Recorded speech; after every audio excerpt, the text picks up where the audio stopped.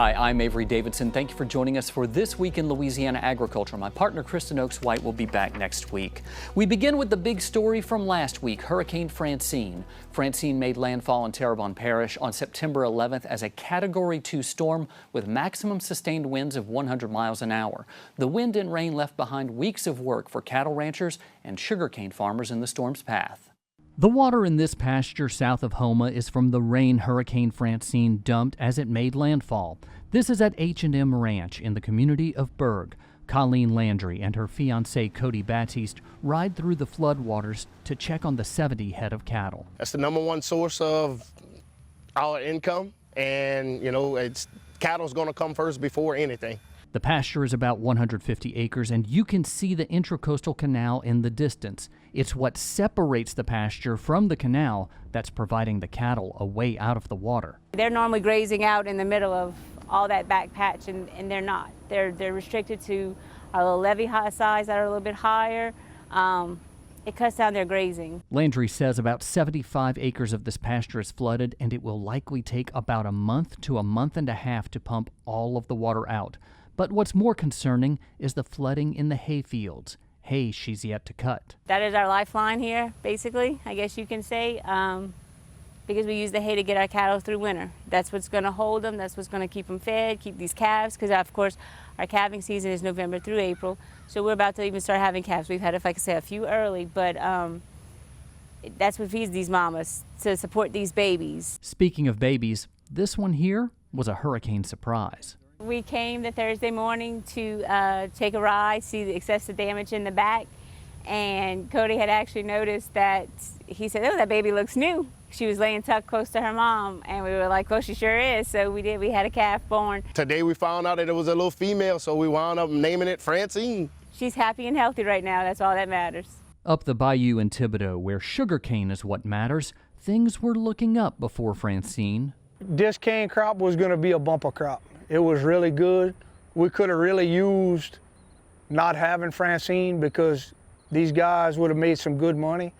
And we're still going to be all right, but it would have been nice to have a bumper crop. Andre Danos oversees the seed cane operation at Helena. Francine's winds blew plastic tanks through the fence behind the office and into nearby cane fields. A foot of rain falling over 10 hours flooded the office, as evidenced by the pile of wet carpet outside the front door. That's why we had water here. We've never had water in the office before here in Thibodaux, and this storm just dumped a lot of water in a short amount of time. From the air, you can see how much cane blew down, nearly all of it downed in the same direction. She laid all of it down. There's not going to be any cane that's straight anymore. We had winds of 100+ mile an hour, sustained, and wind gusts. I've saw reports from people that were upwards in 120 mile an hour wind gusts. So it's all down across the whole area. But the equipment we have can go and get it. It'll be a little bit slower. The mills can grind it. It's not going to be an issue at all. We'll be able to make a good crop still. In this shot, you can see where some of the sugarcane looks different from the rest, especially those rows right in the middle of your screen. Danos says those are two different varieties of sugarcane. Some of the newer varieties are brittle and lodge really easy because they are such a heavier cane, and they do break. 885 is one of them. She's brittle on the top. She breaks easy. But we're still going to be able to make a crop. It's not going to ruin the whole crop. Yields won't be what they could have been, but they'll still make a crop. The LSU Ag Center is currently surveying the damage and economic impact to agriculture from Hurricane Francine. We'll bring you that update once they make it available. The current Farm Bill extension signed into law by the Biden administration last year expires on September 30th. Now some members of Congress say even if a farm bill is passed today, it will not be enough. Arkansas Senator John Bozeman is the ranking member of the U.S. Senate Committee on Agriculture, Nutrition, and Forestry. On the Senate floor this week, he called for Congress to pass a, quote, timely and urgent response to the looming farm crisis before the end of the year. He says an omnibus will not work fast enough to help farmers who experienced significant losses this year. The next Farm Bill is the appropriate place to make the necessary long-term corrections to our farm safety net. But farmers need timely support addressing the 2024 losses as they enter the winter months when they make planning decisions and secure financing for the upcoming crop year. Which leads me to the second action Congress must take. We must redouble our efforts to pass a farm bill before the end of the calendar year that meets this moment, one that provides the support our farmers desperately need to stay in business. I'm committed to sitting down with my counterparts for as long as it takes to hash out a deal that our members can support. Bozeman cited the quick response to the COVID-19 pandemic, saying he knows it can be done. Here in Louisiana, optimism that Congress can pass a farm bill before the November elections is not running high. Merrill Kennedy Farr is the CEO of Kennedy Rice Mill in Mer Rouge and immediate past chair of the USA Rice Millers Association. She says passage of a new farm bill is especially important to the rice industry because of the high prices farmers have to pay for fuel, seed, and fertilizer, and the low market prices in place when those farmers go to sell their crop. Farr says if Congress does not pass a farm bill before spring planting, some farmers will not be farming next year. I don't know that we're going to see a farm bill until we see the election, I'll be honest with you, but we have got to have a farm bill before we put the crop in the ground in the spring. So that leaves a very short amount of time. You're just not going to see the bankers reinvest in farmers, right? You're going to see a lot of young farmers go out of business, and people are really struggling. So if we can get a farm bill before planting of next year, we'll be in a lot better position. But that window is extremely, extremely tight. So I'd like to see our politicians work together. Congress will begin its October recess soon, which means members will be back home in their districts. Louisiana Farm Bureau is urging you to take this time to reach out to your member of Congress and let them know how important the Farm Bill is to you. Ahead of the November elections, both candidates for president have presented their priorities for agriculture, thanks to a questionnaire from the American Farm Bureau Federation. They touch on topics like farmer resiliency, international trade, ag labor, and sustainability. It's a whole lot more than we can fit into a 30-second TV news story, so you can read it for yourself if you'd like to. We put a link on our website at twilatv.org. Despite its name, the Farm Bill is not just about providing a safety net for farmers. It also funds programs like the Supplemental Nutrition Assistance Program, better known as SNAP. Food banks and food pantries here in Louisiana depend on funding in the Farm Bill to battle ever-growing food deserts. TWILA's Josh Meeks visited one of the state's worst food deserts to show us how vital these programs are. Food deserts are areas of low income and low access. They're usually found in and around urban neighborhoods in areas where poverty is high and grocery stores are scarce. New Orleans is the 10th densest food desert in the U.S. One of the neighborhoods with the worst access to healthy food is the Lower 9th Ward. So in the Lower 9th Ward, we have pretty much just only gas stations down here that sell like fried food, alcohol, sodas, sugar. There's no place down here, there's no market where people can go to get fresh food. You have to drive across the Industrial Canal or go to St. Bernard Parish just to go to a grocery store. There's nothing here in the Lower 9th Ward. Nash Williams is the director of food security for lower9.org. They're a nonprofit who set out to rebuild the 9th Ward after it was destroyed during the flooding following Hurricane Katrina. Every weekend, their food pantry functions as one of the neighborhood's only grocery stores. We supply people with fresh produce. They get apples, oranges, grapes. We have healthy meat options, nuts, canned goods, and most of the people that come through here are senior citizens that are on a fixed income. So it's really important that they're able to get this food and take these boxes home to feed themselves. The food they distribute comes from food banks who get their food not only from donations, but a program funded by the Farm Bill. Programs for farmers are actually only about a quarter of what's in the Farm Bill. The rest go to programs like SNAP and TFAF. The food banks actually get is what's called TFAF, which is Emergency Services Food, which is food purchased from the USDA that is sent to the food bank that they distribute out. And these are food that the USDA is actually buying to actually help farmers maintain a market. Pat Van Berklio is the executive director for Feeding Louisiana. They work with the state's 5 food banks to develop nutrition programs and secure resources. He says with the delayed Farm Bill, resources will be slim for these programs. We have seen prices go up at the grocery store, and so our people are really feeling that.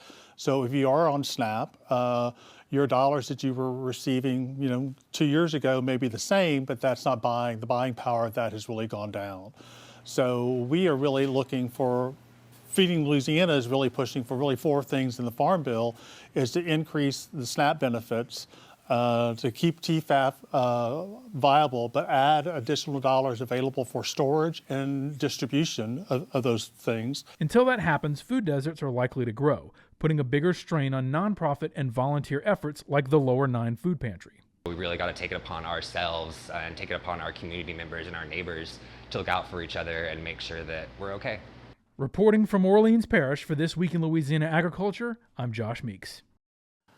Lower 9's Food Pantry is open every weekend. On the upside, Williams says that more people are taking advantage, but the reality shows that more people are needing these kinds of programs simply because there's no source of nutrition nearby. For the second time in a year, the U.S. Army Corps of Engineers is battling saltwater intrusion up the Mississippi River.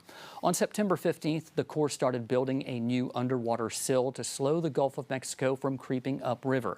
The sill will start at about 55 feet near Myrtle Grove and will be expanded as needed. This is the 6th time the Corps has had to fight saltwater intrusion in roughly 30 years.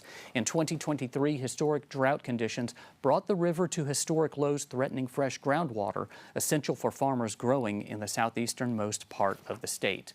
This November, voters will decide if the state should deposit renewable energy funds into the state's Coastal Protection and Restoration Fund. After Louisiana became the site of offshore wind energy production, that opened the door to new federal funds. Coastal restoration and protection has primarily been funded by oil and gas production. According to the American Society of Landscape Architects, Louisiana has lost more than 2,000 square miles of land to the Gulf of Mexico in the last century. September means harvest time for much of the country, and it's also time for National Farm Safety and Health Week. The theme this year is Don't Learn Safety by Accident, and as TWILA's Neil Melançon tells us, it's for both farmers and consumers to think about. Ryan Uraby is finishing spraying his soybean fields. It's harvest time, and so there's a lot of safety precautions he has to take here. However, one of the biggest areas of danger isn't in the field, but on the road. Anytime when you have to move equipment on the highway, it's dangerous, it's risky. People don't know how to act because they don't interact with farm equipment on a daily basis. That's why National Farm Safety and Health Week always falls in September, when farming is at its most dangerous. Safety precautions like getting rollover protection on farm equipment works, according to Farm Bureau Safety Director Wendell Miley. If they've got that ROPS on that tractor, buckle on your seatbelt. We don't know of a fatality, Neil, where a tractor has rolled over with the cab on it and that operator had his seatbelt buckled. Farmers like Uraby also have voluntarily added safety features like backup cameras to their equipment to keep motorists safe. However, he says there's one safety tip everyone can use to help both farmers and drivers alike. Please be patient. We're going as fast as we can. We're doing as much as we can. Just please be patient with us. We don't like to be out there any more than you like us out there. Yes, it's going to add a few more minutes to your commute, but just please be patient with us. Uraby says getting out on the road isn't ideal, but if you want to eat, crops have to get to you. So we're producing for the world. Our food, our food, our fiber, our grains, it all has to travel there somehow. And like I said, we have to share and do our part. So we have to be on the roads just like other motorists. But safety is everyone's responsibility on our part and the other motorists. Miley says Farm Safety Week also covers the use of utility vehicles on the farm as well, because children and teens on the farm are at risk. We've always said it's difficult enough to lose a farm worker, a farmer out on the farm, but when it involves a kid, whether it be from an ATV, UTV accident, or just being around a farm and maybe run over by a tractor or falling off something around a farmstead, we really want to make sure that farmers are doing everything in their power to make sure that the farm is safe for kids to be there. Now, like Ryan said, they'd rather be in the field with these big machines than out on the road with you, but they have to be sometimes to move equipment between field to field in order to bring in the food and fiber we depend on every day. Reporting from Colfax, I'm Neil Melançon. Sugarcane harvest has also begun in South Louisiana, so there are more trucks on the road. So please take a little more time, show some patience. Don't follow too closely because, sometimes the cane leaves might fall out. Well, still to come on TWILA, we'll show you a very special organization helping bring joy to sick children. But first, it's not just growing and harvesting. Researching these crops, like rice, can help keep farmers in business. You're watching This Week in Louisiana Agriculture, the only TV show bringing Louisiana farmers and consumers together every week.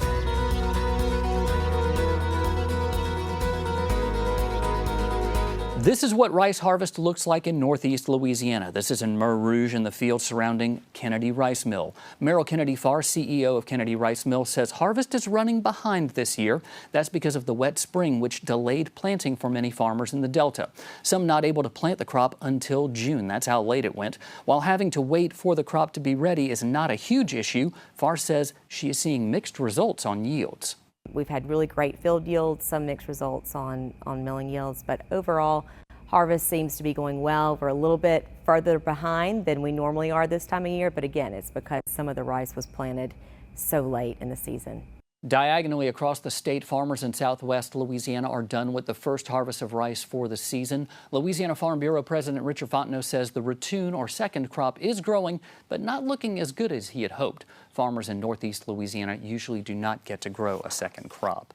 Research is not cheap, and you know what? Neither is advertising. As TWILA's Karl Wiggers shows us, that's why Louisiana rice farmers have been investing in those two areas for decades, making sure the rice industry can grow and support the next generations who feed us. Once they taste it, they want it, and then they want more of it. That is the idea at the heart of the Louisiana Rice Promotion Board. Jeffrey Sylvester is a farmer in St. Landry Parish who says he would likely not be in business today were it not for the Louisiana Rice Promotion and Research Boards, each funded by farmers through the Rice Checkoff program. As a farmer, I don't think my operation could have grown like it's grown without the promotion and checkoff dollars. It's 3 cents for promotion, 5 cents for research. That is nothing when you look at it. When you spend $1 million on a piece of equipment, that is nothing.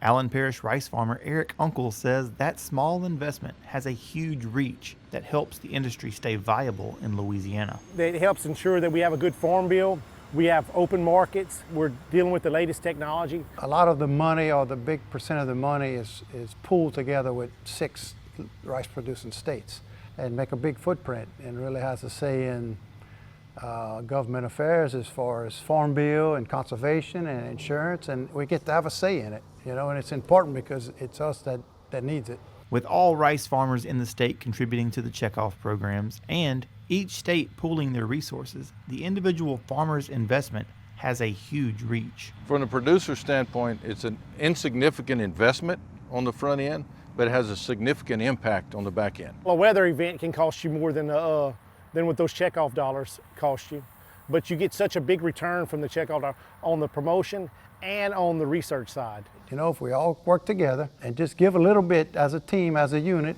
our industry will survive, and it'll be here for years. For each of these farmers, the industry's survival is not optional. They're investing so the generations to come can continue the legacy of putting food on our tables. I have 2 sons that farm with me now, and I have 6 grandsons. So we have a huge operation. I got to make sure that they have something for if they choose to come back and farm. You're always stronger as a team, right? The individual can only do so much. So the more we pull together and the more we work as one, it creates a lot more strength and a bigger footprint. It helps us all. The Rice Checkoff program is not unlike our Farm Bureau program in the fact that collectively we can make a bigger impact throughout our industry. The checkoff program is specific to rice farmers, where our Farm Bureau is specific to all those within agriculture. So again, it goes to the grassroots participating, where everyone's part of the plan to find a solution for tomorrow. Reporting from South Louisiana, I'm Karl Wiggers for This Week in Louisiana Agriculture. If you'd like to see more about the work of the Louisiana Rice Research Board or the Louisiana Rice Promotion Board, they each have their social media channels for you to engage with. You can find them on our website at twilatv.org. And it's still National Rice Month, so while you're doing that, remember to eat rice. Before we head to break, a reminder to all the educators out there. There's still time to register for Louisiana Farm Bureau's Ag in the Classroom workshops. They're free. They're open to pre-K through 12th grade teachers looking to get their students involved in ag. There's a list of dates for you. For more information on signing up, head over to our website at twilatv.org. Still to come on TWILA, good food, a good time, and a good cause. We'll follow Commissioner of Agriculture and Forestry Dr. Mike Strain to Gonzales for this week's Crawfish Tales.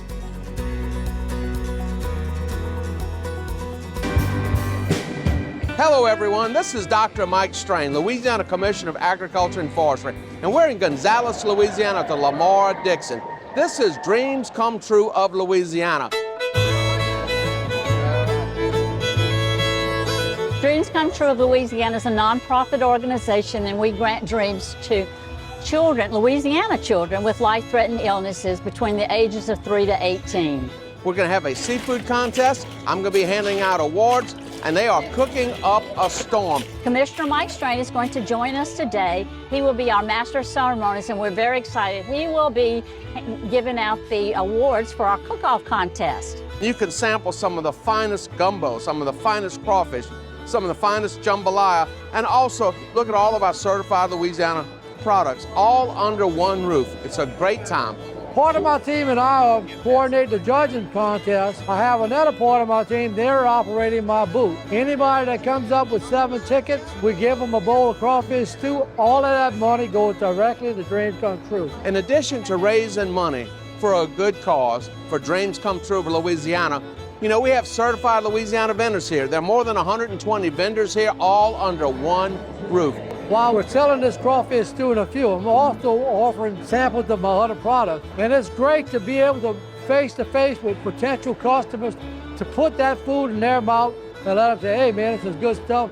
Where can I get it? There's so many products and so many opportunities to meet with and to interact with the vendors and look at these wonderful certified Louisiana products. I am a Cajun, but before I'm a Cajun, I'm Louisiana first, and that's why I selected Certified Louisiana. Certified Louisiana's Crawfish Tales with Commissioner Mike Strain was brought to you by the Louisiana Department of Agriculture and Forestry Certified Louisiana program. For information about the Certified Louisiana, Certified Cajun, Certified Creole, Certified Craft Beverage, and the Certified Farm to Table Logo program, visit certifiedlouisiana.org or ldaf.la.gov.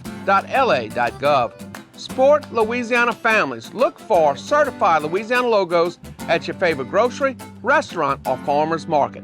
Buy Louisiana. It's the way to grow. It's time now for this week's TWILA Boost. Francine was not the only unwelcome visitor in Louisiana last week. Johnny George of Moss Bluff says he heard his dog barking like crazy at 3 in the morning. Think the dog had a pretty good reason to bark. The alligator was just hanging out on his back porch. In the gator's defense, the mat does read welcome. George says he had to get his grandkids off to school before he could help relocate the alligator. He says his house is about 150 yards from the Calcasieu River, so this little guy didn't wander too far from home. So we have 2 unwelcome visitors on porches in 2 weeks, Kristen's horse and Mr. George's gator. Well, that does it for this edition of TWILA. Be sure to join us next week when we'll introduce you to someone whose passion for sugarcane and CrossFit help her advocate for agriculture. Until then, you can watch all of our stories online at twilatv.org. Be sure to like us on Facebook, follow us on X, Instagram, and you can find all of these stories and more on our YouTube channel. Be sure to subscribe, turn on those notifications. That way you know when we put something new out. For all of us here at TWILA, thank you for joining us. We hope to see you again right here next week.